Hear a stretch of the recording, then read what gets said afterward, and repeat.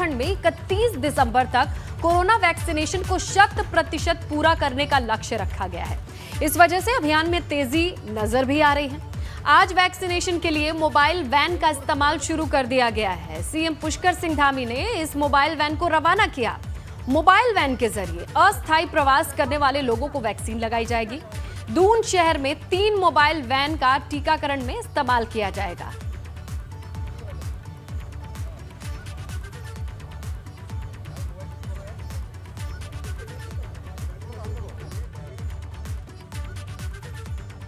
सरकार की सहायता हमारी तरफ से हम लोग सब लोग प्रयास करके लोगों के घरों तक जाएंगे।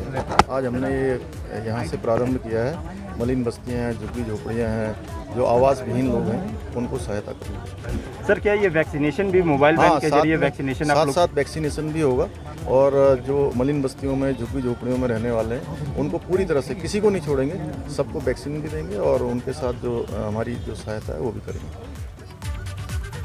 किसान सम्मान निधि योजना के तहत कासगंज के किसानों से भी बात कर रहे हैं पीएम मोदी। सीधे लिए चलते हैं आपको।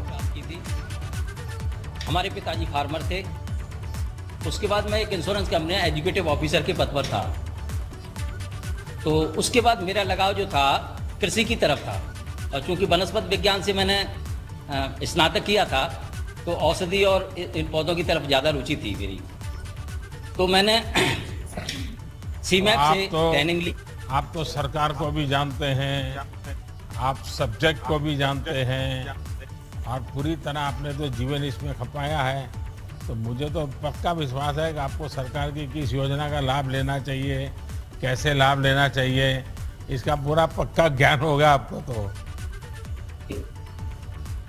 हाँ सर, तो अभी जो है एग्रीकल्चर इंफ्रास्ट्रक्चर फंड से हमारे जनपद में शिवांचल आइस एंड चिलिंग प्लांट लगा हुआ है, तो हम अपनी औषधि फसलें हैं, फल हैं, सब्जियां हैं, तो इनको उसमें रखते हैं। जब मूल्य कम होता है, लेकिन जैसे ही मूल्य बढ़ता है तो वहाँ से निकाल कर हम मार्केट में बेचते हैं। तो इससे हमारे सदस्यों को, फार्मर सदस्यों को काफ़ी लाभ हो जाता है और उसकी गुणवत्ता भी बनी रहती है। अच्छा उपाध्याय जी, बताइए कि पहले जब आप अकेले बाजार में फसल बेचते थे और अब आप एक एफपीओ बनाकर फसल बेचते हैं, तो आपको तो फर्क समझ आता होगा, लेकिन जो किसान आपके साथ जुड़े हैं वो क्या फर्क महसूस करते हैं? जी सर, हमारे जो सदस्य फार्मर हैं उनके लगभग 280 एकड़ भूमि है, 200 हेक्टेयर भूमि है। तो हमारा उद्देश्य ये है कि जो हमारे सदस्य किसान हैं वो परंपरागत खेती के साथ साथ नवीन फसलें करें, उनकी वैल्यू एडिशन करें और मार्केट में अच्छा मूल्य प्राप्त करें। और इनकम अच्छी होती है पहले की तुलना में? हाँ जी सर। कितना फर्क आया होगा? अब कितना फर्क आया होगा? पहले मानो 100 रुपया मिलता था, तो अभी कितना मिलता होगा? जी सर, पहले मानो अगर 100 रुपया मिलता था तो आज 100 के बदले में कितना मिलता होगा? पहले से सर काफ़ी अच्छा हो रहा है इस समय, क्योंकि एक तो ये एग्रीकल्चर इंफ्रास्ट्रक्चर फंड से ये जो हमारा चिलिंग प्लांट बना, इससे भी हमको काफ़ी इनकम में वृद्धि हुई है, क्योंकि हमको मूल्य में, जैसे हमारा मूल्य बढ़ता है तो हम इससे निकाल कर मार्केट में बेच देते हैं, तो इससे काफ़ी हमको राहत मिली है।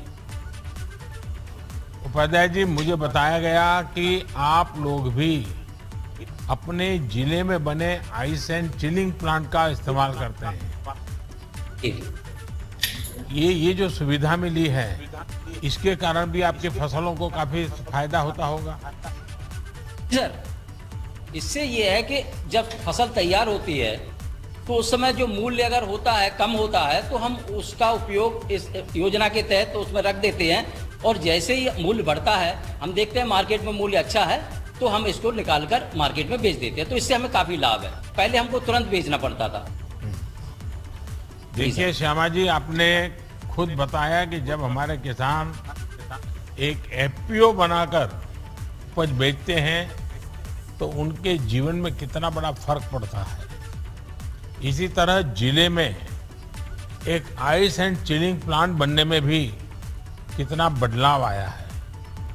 पिछले 6-7 साल में हमारी सरकार किसानों की आय दोगुनी करने के लिए ऐसे ही इकोसिस्टम बनाने का प्रयास कर रही है। जैसे आप सब ने कासगंज में इसको बनाया भी है और उसका उपयोग भी कर रहे हैं।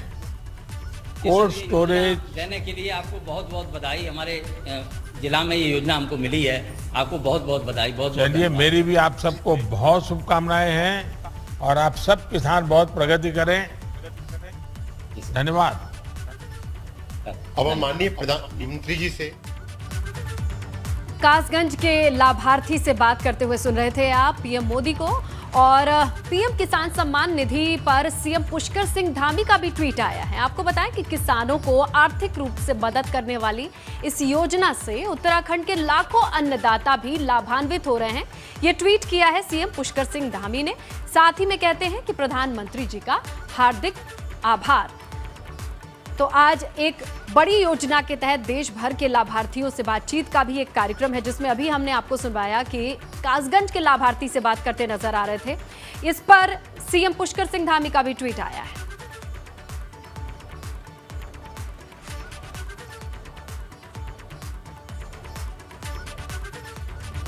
आगे बढ़ते हैं। उत्तराखंड में एक बार फिर से बारिश ने आफत मचा दी है। फूलों की घाटी में बादल फटा है, रास्ते क्षतिग्रस्त हो चुके हैं। वहीं बारिश की वजह से बरसाती नदी नाले उफान पर हैं। ये तो मानसून की मुसीबत है जिससे उत्तराखंड के लोगों को हर साल झेलना ही पड़ता है। लेकिन अभी भी राहत मिलती नजर नहीं आ रही है, क्योंकि मौसम विभाग की ओर से चेतावनी है बारिश अभी होगी। तो फूलों की घाटी के रास्ते की हालत आप देखिए।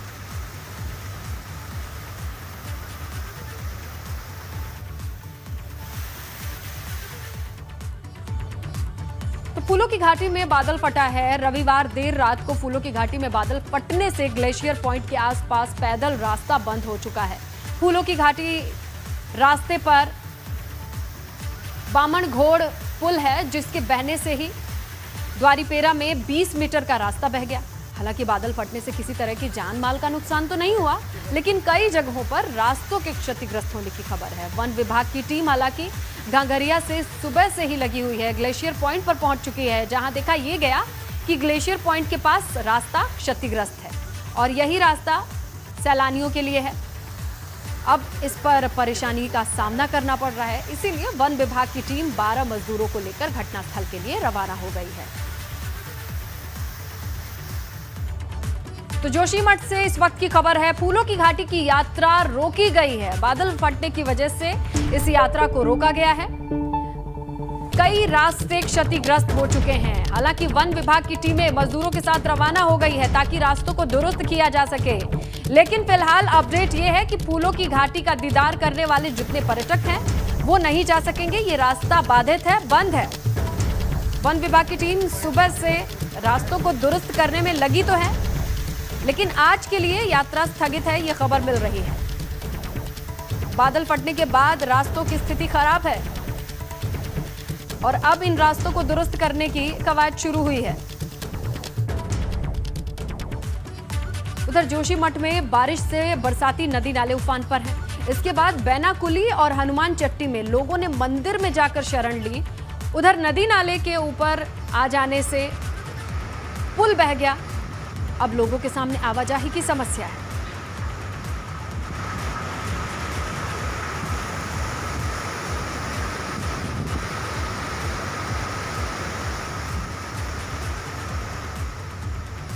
तो जोशीमठ की ये तस्वीरें हैं और यहाँ पर जो पर्यटक थे उन्होंने एक मंदिर में जाकर शरण ली, क्योंकि रास्ते की स्थिति आपके सामने है, इस पर चलना संभव नहीं है।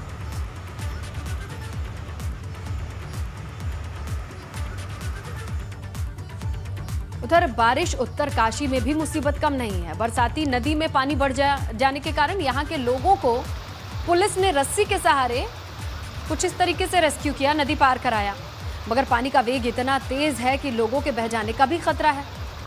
पुलिस के जवानों ने बड़ी एहतियात के साथ ये काम किया है, लोगों को रास्ता ये नदी पार कराई है।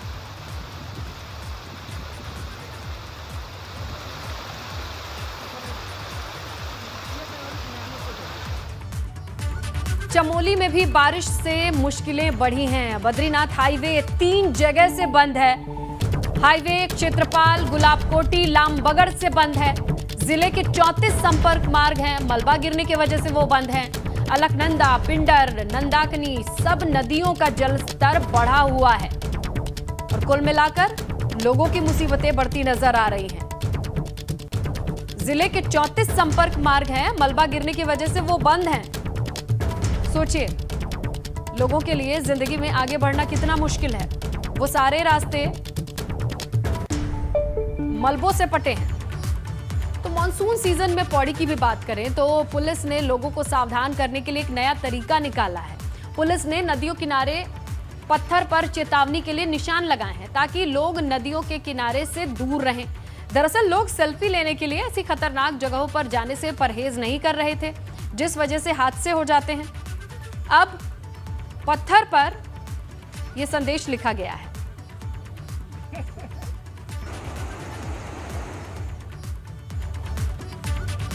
केदार घाटी में बारिश की वजह से आम आदमी की मुश्किलें बढ़ गई हैं। एक और जहां मूसलाधार बारिश है, जिले के 1 दर्जन से अधिक लिंक मार्ग बंद पड़े हैं। वहीं बरसाती नालों के उफान पर आ जाने से लोगों के साथ साथ स्कूली बच्चों को भी देखिए किस तरीके से इन्हीं रास्तों से गुजरना पड़ रहा है।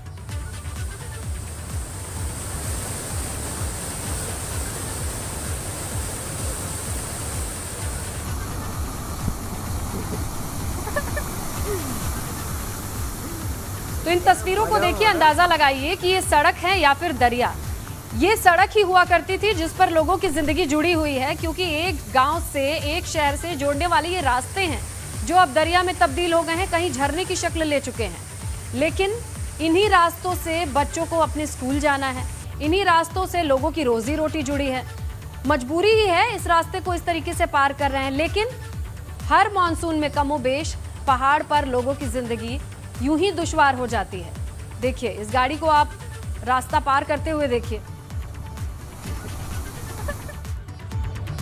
बारिश की वजह से टिहरी ऋषिकेश गंगोत्री हाईवे की बात कर लें तो नगुन के पास लगातार ये रास्ता बाधित चल रहा है। हाईवे पर पहाड़ी से बोल्डर और मलबा गिर रहा है, इस वजह से रोड बार बार बाधित हो जाता है। हालांकि जेसीबी की मदद से रोड खोलने की कोशिश तो की जा रही है, लेकिन कुछ खास फायदा होता नजर नहीं आ रहा है, क्योंकि जैसे ही रास्ता खोलने के लिए मलबा साफ किया जाता है, फिर से मलबा गिरता है और स्थिति वहीं की वहीं रहती है।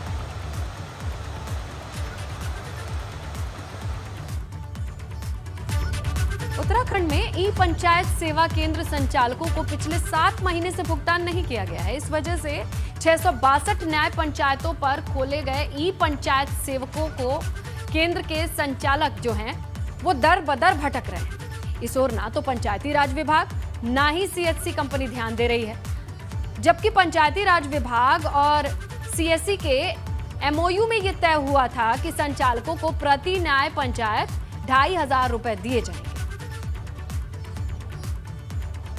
ऐसे लोग हैं कि हम गांव-गांव जाके काम करते हैं और थोड़ा हम लोगों को आर्थिक स्थिति का भी सामना झेलना पड़ रहा है। एक तो 2 साल से कोरोना महामारी चल रही है और उस दौरान भी हमने कोरोना महामारी में भी पूरी ग्राम पंचायतों में अपने अपने स्तर से काम किए, लेकिन आज ये हालत है कि हमारे पास आज यहाँ आने के लिए हम चंदे से पूरे जिलों में, पूरे उत्तराखंड में जितने भी हमारे 662 भाई लोग हैं, सब हमने चंदा कर करके हम यहाँ तक अपनी आवाज़ को पहुँचाने के लिए आए हैं। लेकिन फिर भी हमारे मंत्री जी, हम बहुत सारे लोगों से मिल रहे हैं, उनकी तरफ से हमको कोई सकारात्मक जवाब नहीं दिया जा रहा है।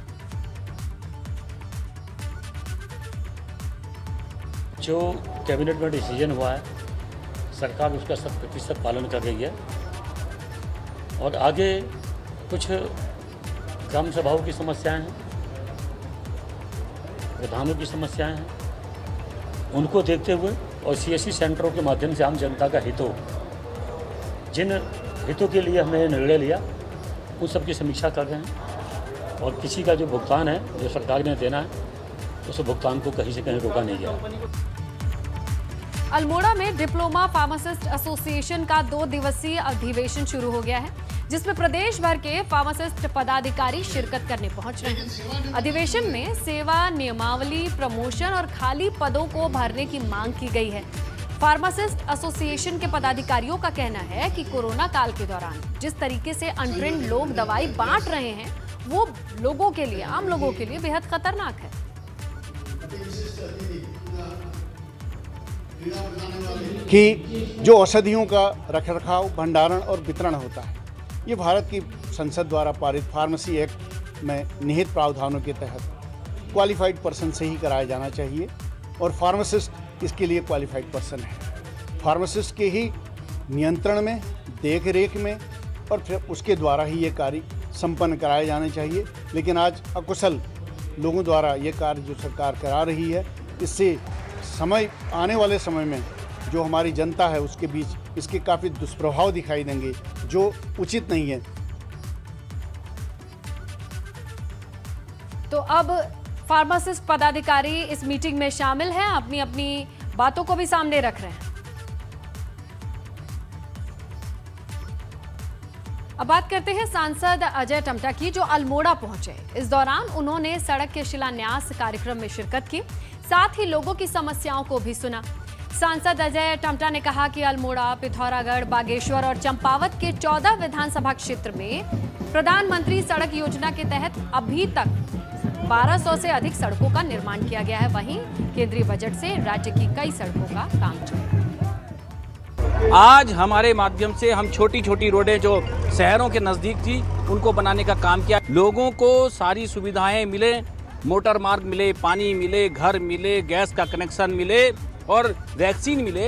ऐसे करके जो भी मनुष्य की वर्तमान की आवश्यकताएं हैं, रोजगार की दृष्टि से भी हम 3 लाख रुपए तक का बिना ब्याज का पैसा कोऑपरेटिव के माध्यम से दे करके लोग अपने दुधारू और अपने GMDIC के माध्यम से उद्योगों की स्थापना करें। ऐसे काम को करने का लगातार प्रयास कर रहे हैं। उधर पौड़ी में पुलिस लोगों को नशे के खिलाफ जागरूकता अभियान से जोड़ रही है। पुलिस और प्रशासन की टीम ग्रामीण इलाकों में पहुंचकर लोगों को नशे से दूर रहने के लिए प्रेरित कर रही है। जागरूकता अभियान का जिम्मा महिला हेल्प डेस्क को सौंपा गया है। इसके साथ ही महिलाओं और बच्चों के साथ होने वाले क्राइम की भी जानकारी दी जा रही है। जोशीमठ से सेना के जवान सतो पंथ और पनपतिया के लिए रवाना हो चुके हैं। ये जवान आजादी की वर्षगांठ के मौके पर वहां तिरंगा फहराएंगे। माड़ा गांव के पास सेना के 25-25 सदस्यों के 2 दल सतो पंथ और पनपतिया कॉल के लिए रवाना हो चुके हैं। आज सावन का तीसरा सोमवार है, इसीलिए सुबह से ही मंदिरों में शिव भक्तों की भीड़ नजर आ रही है। देहरादून, हरिद्वार 2 जगह की तस्वीरें आपके सामने हैं। श्रद्धालु भगवान शंकर को मनाने के लिए जलाभिषेक करते नजर आ रहे हैं। कहते हैं कि सावन में जलाभिषेक से भगवान शिव प्रसन्न होते हैं।